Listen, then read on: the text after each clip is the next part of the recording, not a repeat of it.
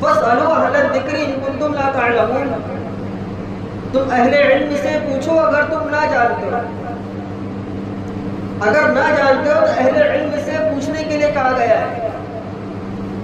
تو ہماری امت کا جو طبقہ ہے، نوجوان طبقہ خاص طور پر، اس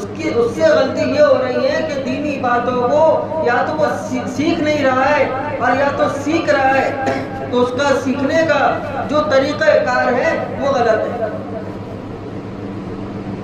سیکھنے کا طریقہ کار ہی غلط ہے۔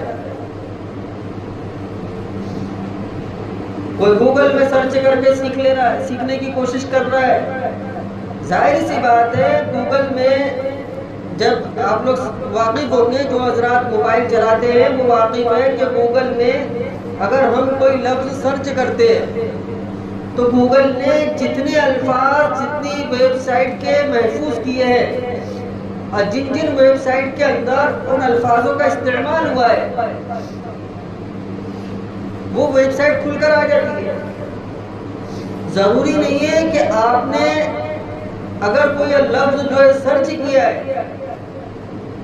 تو صرف وہی لسٹ آپ کے سامنے کھل کر آئے گی، ایسا کبھی نہیں ہوتا۔ اگر آپ نماز کا کوئی مسئلہ پوچھ رہے ہیں کہ نماز میں ایک سجدہ چھوٹ جانے پر نماز کا حکم، اور آپ نے وہاں ڈال دیا دارالفتہ دیوبند،